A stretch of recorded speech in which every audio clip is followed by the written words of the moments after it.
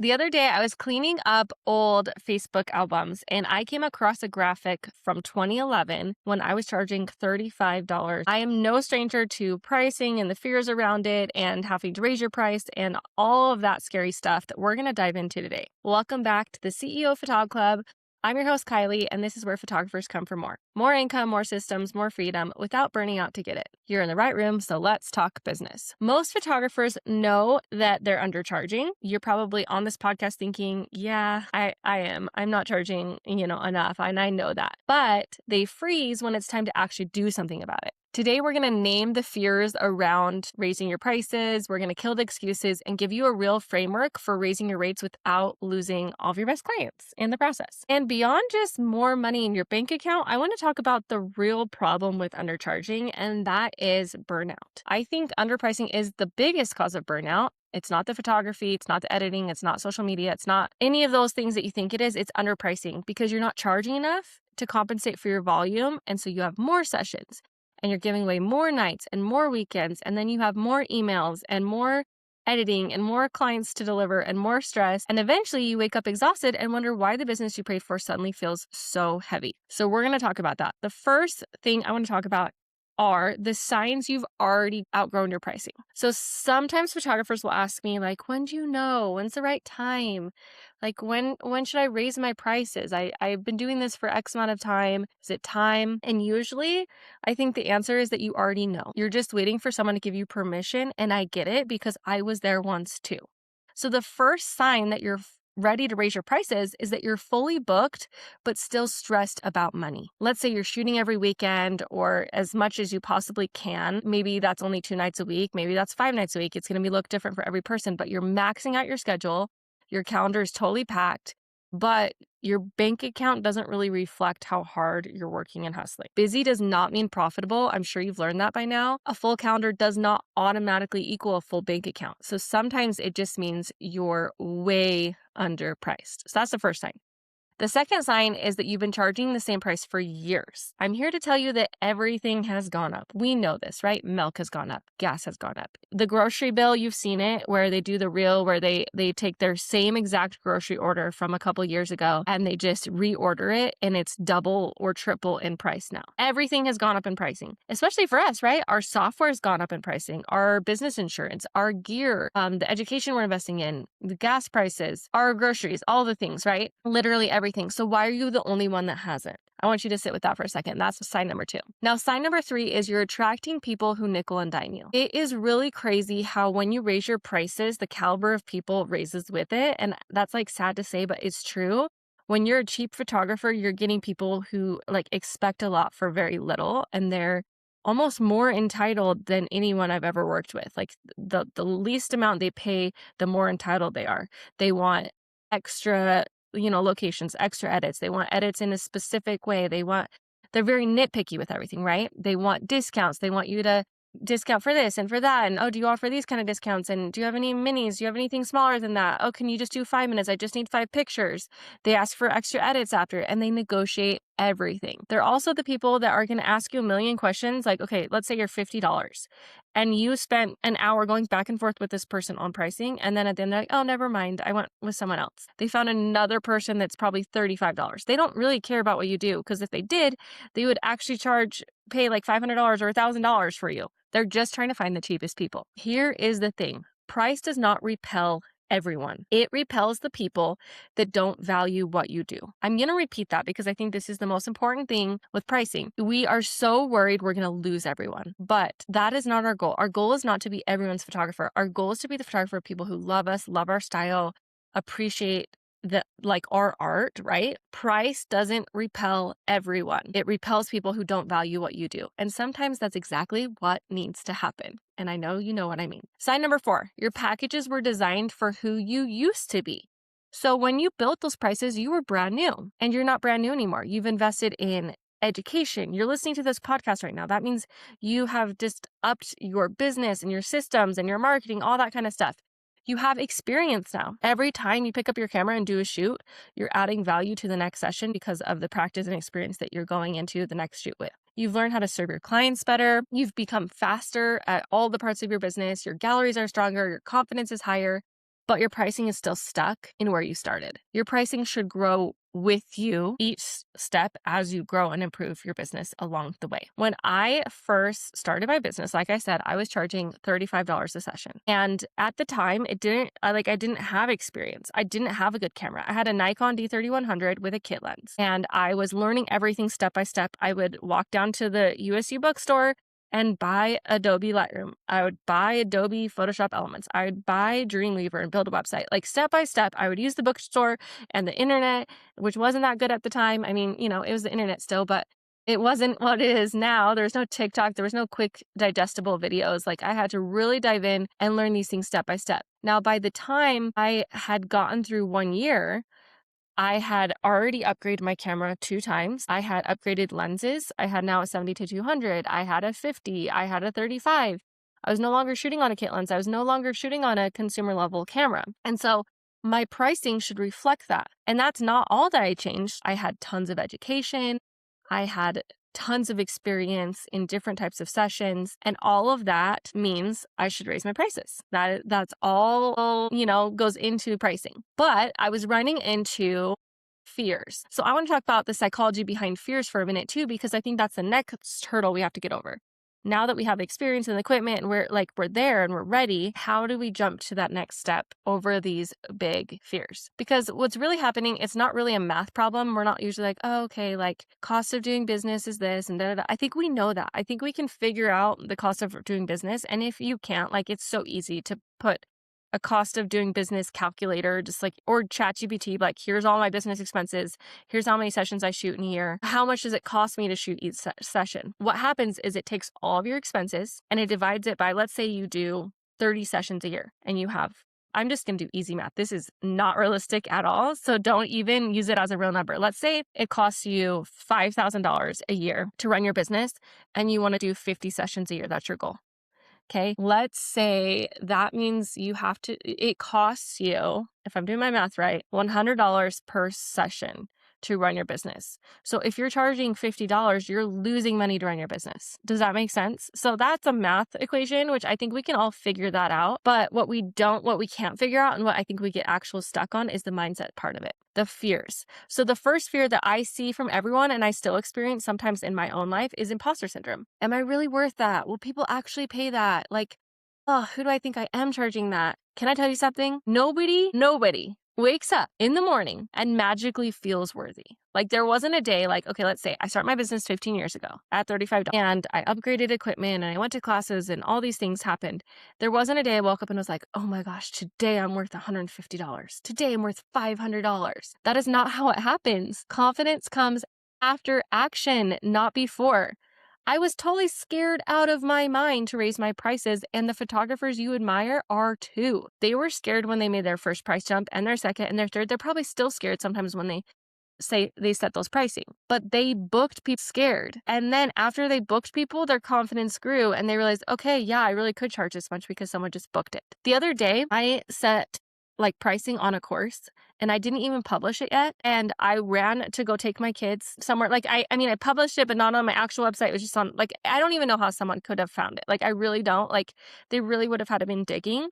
I ran and took my kids somewhere. It came back to finish publishing it and get it. Someone had already checked out for $1,000. I was kind of like, is this the right price point? Is this going to be okay?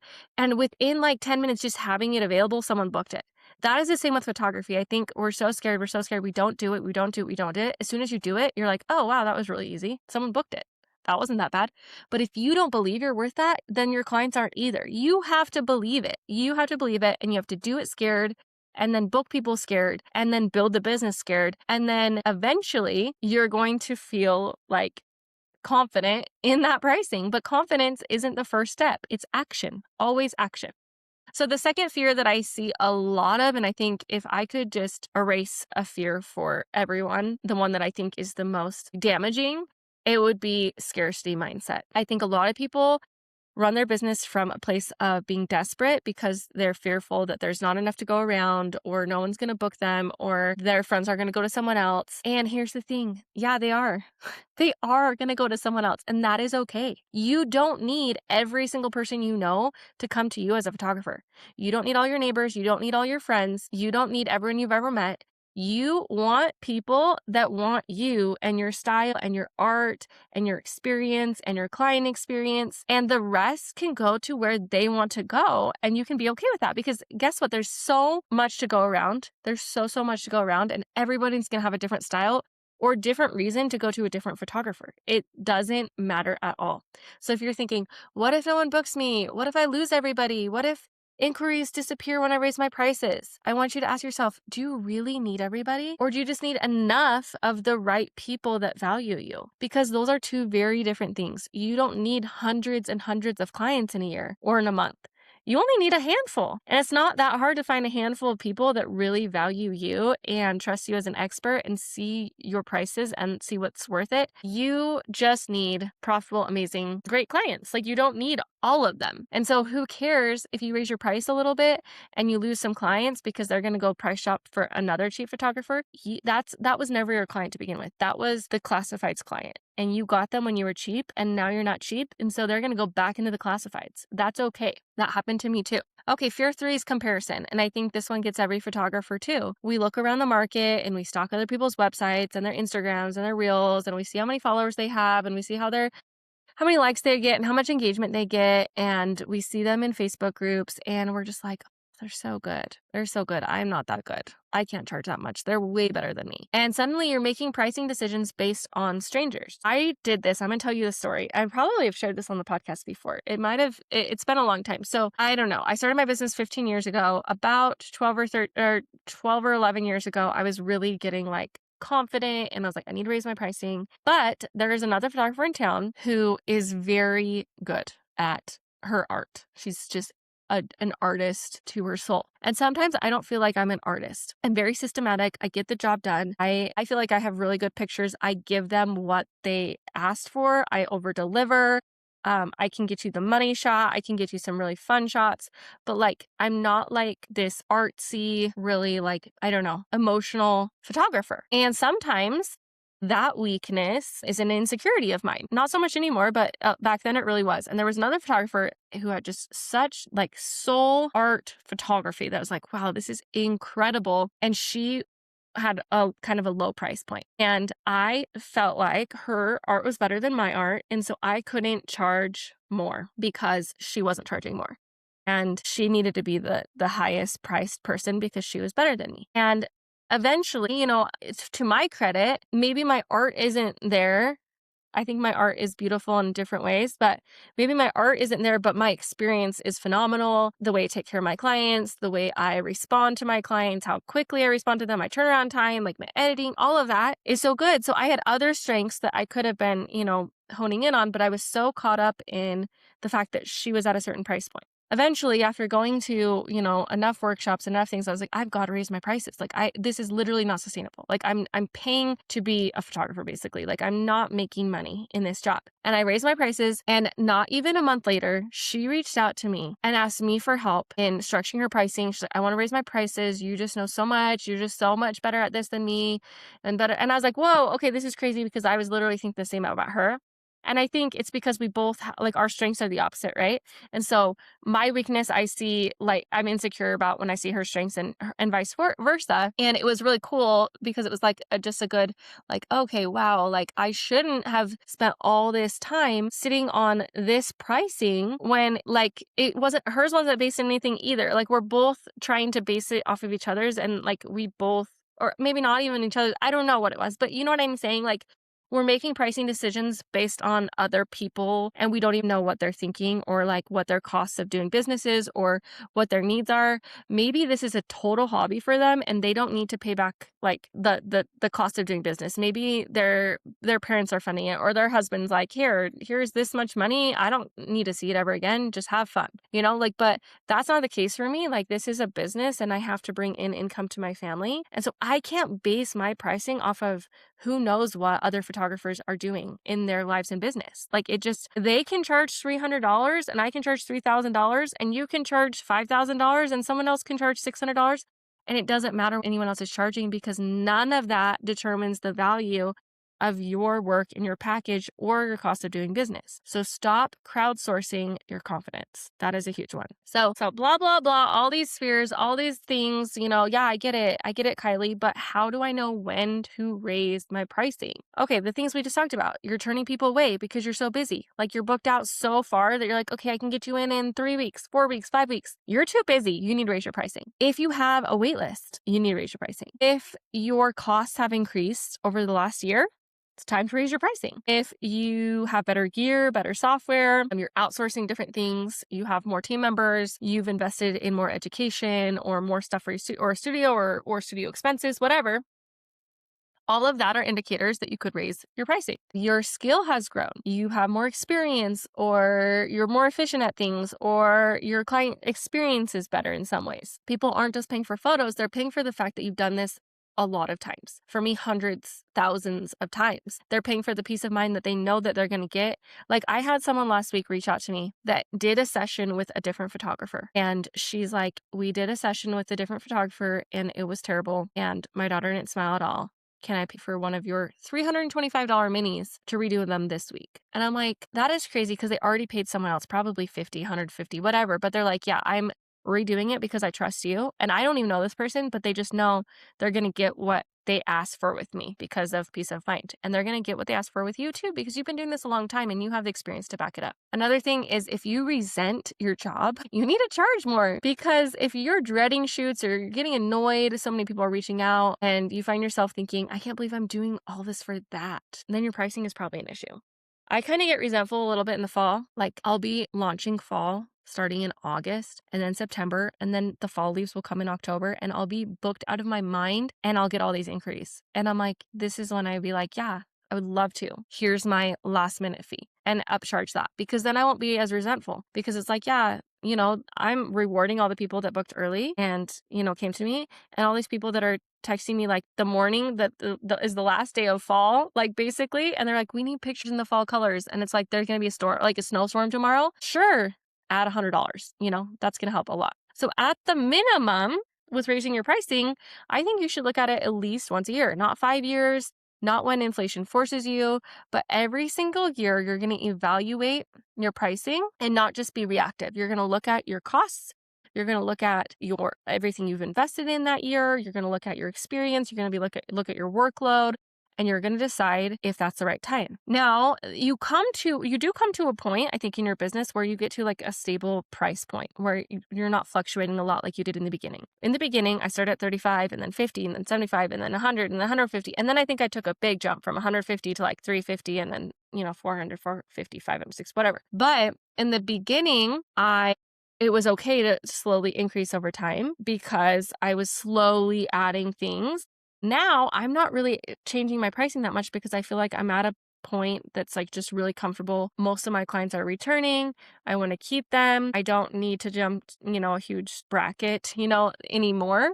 So you're going to be at different spots in your journey. And so I'm not going to tell you, okay, raise your price 20% today. It's going to look different for every single person. But let's talk about how to raise it without the drama. The good news, it doesn't have to be super dramatic. What you're going to do is you're going to update your website first, not Instagram, not Facebook. You're not going to make this announcement. You're not going to email your list. You're just going to update your website. And then when the new inquiries start coming in, your new rates are already there and you can start implementing them immediately.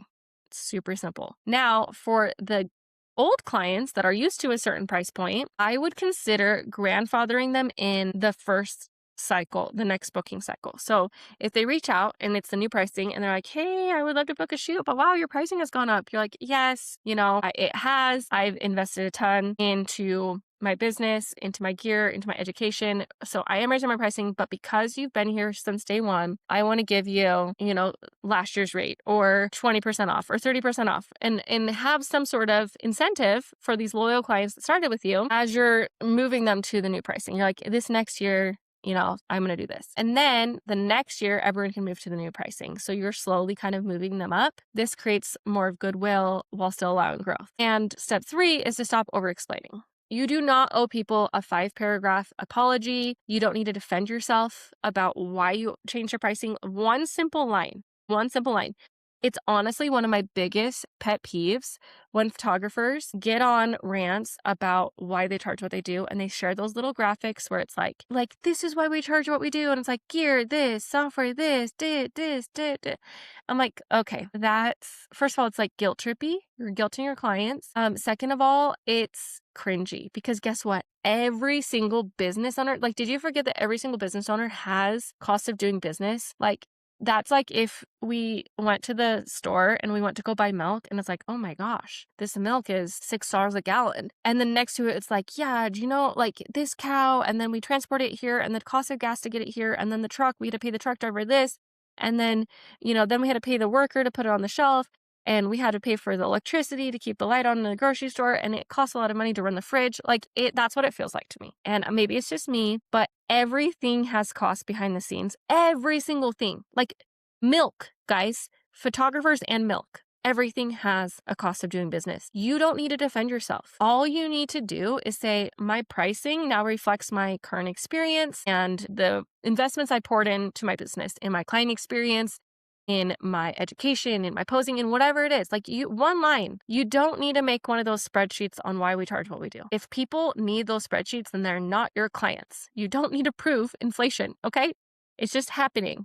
Okay, it's happening, and it's like people charge easily $10,000 for weddings all the time, and we're over here trying to explain why we're charging $500 for. It's just don't do it.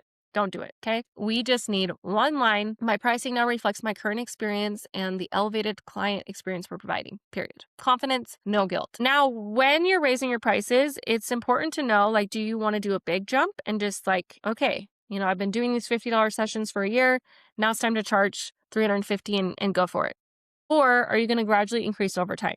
50, 75, 100. I say if you gradually increase over time, then you want to raise your price every 5 sessions that you book, because that will slowly show, like, build confidence for yourself and for your clients. It's like a gradual shift. If you're just like, let's do a big jump, then that's the season you're in and that's okay. I've done that before. So in the beginning I was small, and then I got to a point where it's like, I need to be charging like $350, $500. Like I need to jump this ship. And I did lose clients. And it was kind of like starting over, but with like really good clients that weren't nitpicky, that weren't from the classifieds, that like really loved and valued me. But by then I had kind of built a brand where people like knew me and saw me. Up until that point, before I had the brand, it was just a slow increase because I was still figuring myself out. So both are fine. Neither are wrong. Just don't say frozen, because no increase is the worst strategy of all for raising pricing. So what happens after you raise your pricing? I'm going to be honest with you. You're going to lose clients for sure. That's okay. You are not everybody's photographer, and you can't take that personally. It's 100% okay that sometimes my sister-in-law goes to another photographer. Even though I give her free pictures, if she has an opportunity to get some from someone else, she will do it. It is okay that my neighbors sometimes go to different photographers, and maybe they have cousins that are photographers. Maybe they have past friends before they moved into this neighborhood that they've been friends with since college. Maybe they just like someone else's style. I don't need to judge why they're going to a different photographer. Just know that there are relationships built. Like, I think about my clients, right? And I have clients that I've been shooting for years and years and years. And since that time, they've had other friends start photography businesses or family members. And some of them have switched to those, and that's 100%. And some haven't, because they've built a relationship with me. And so you've got to think, even though you have friends that know you're a photographer, they already have built relationships with other people too. So it's okay. Not everyone is supposed to come to you. And some people are going to be attached to your old prices, and they're going to find someone else with that same pricing, and they're just going to keep going in that classified route. That is okay. What's going to be amazing, and this is the flip side of it, is you're going to book fewer sessions and make more money and serve better and have more energy and enjoy photography again. And suddenly your business supports your life instead of consuming it. One of my new photographers just joined my team, and we set her up for her first mini session night. And we were kind of talking, like, I'm like, she's like, well, I usually do these like really cheap, like micro, like really cheap, really, really, really cheap. And it's crazy to me, like to be charging, a full mini session price for this kind of shoot. And I was like, oh, well, do you want to start with a micro, like, introduction? She's like, no, it's great, because even if I just booked one, it's more that I would make doing tons of them. I was like, that's huge that she's already seeing that win, because it can be so scary losing clients. But I mean, I signed up for one of those minis, and I don't know if you guys have seen my family pictures, but they're freaking amazing. the Americana ones. Those were the minis we're talking about. She said she usually does just these cheap little micro sessions. We did a full family shoot with it and I paid her price. She made more money just from me cooking and got a ton of exposure from that versus just, stacking a bunch of micros and killing herself and not even making as much as a mini, right? So it's amazing. I just want to remind you that we've all been there. We all have had to raise our prices and we still will have to raise our prices. I remember the first time I raised my prices, I was so terrified. I thought no one would book. I thought everyone would disappear and everyone would think I was crazy. And I even remember one of my sister-in-laws talking in my grandma-in-law's kitchen and saying, she was showing me another photographer's work and she's like, oh my gosh, do you see what she charges? No one's going to book that. That's crazy. And I remember thinking, oh my gosh, that's the pricing I just came up with. No one's going to book me. What's going to happen? And you know what happened? People kept booking. People kept booking. I started booking just the best clients ever because they weren't price shopping. They were looking for a style and an experience that I could offer. And we were connected. It was like a magnetic experience. And every time I raised my pricing after that, the same fears showed up because growth and fear usually travel together. But I realized something. The biggest risk isn't in raising my pricing. It's in staying where I was and burning out. And you all know I've burnt out several times, but I'm not playing that game anymore. And I don't think you should either because it's not fun to just burn yourself out and, work till you're dead. It's not fun. We're doing this because we love it and we're passionate about it. And if we're just on this grind and hustle and shooting so much that we can't even enjoy it because we're charging so little that we're too overbooked and all these things in this vicious cycle, then we're going to lose what we started this for and why we started it. For me, I started this because I love documenting life. I love being a part of really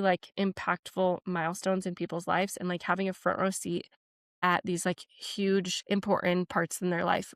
Whether it's, a wedding day, not that I shoot weddings anymore, but that's how it started. Birth stories to cancer journeys and funerals. I've shot all of life, all the way to death. And that's why I started this. And if I'm grinding and shooting like a machine, then I'm not going to be able to really capture life in the way I want to because I'm going to be so busy and burnout and just grinding that I forget to focus on what's the most important. So I want you this week to pull up your pricing guide and I want you to look at the last time you updated it. And I want you to look at your cost of doing business and the experience and write it all out. Write down what has changed since the last time you did your pricing. I have a friend that started photography officially this month.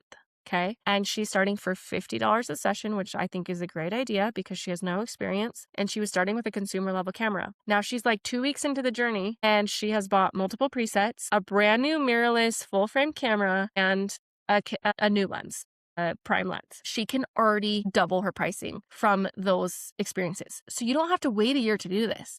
I want you to look at your pricing every time you make these big moves in your business and increase your pricing before you burn yourself out so that you can stay sustainable and keep growing and keep doing what you love the way that you love doing it instead of just being this machine that's just, putting out galleries after gallery after gallery after gallery after gallery and staying up all night editing and saying yes to everything. Charging more isn't about greed. It's about sustainability because the goal isn't to work yourself into exhaustion. It's to build a business you still love 10 years from now. A lot of photographers don't make it to 10 years because they burn themselves out. I'm at year 15. I have burned myself out and come back and built a better business and become more sustainable.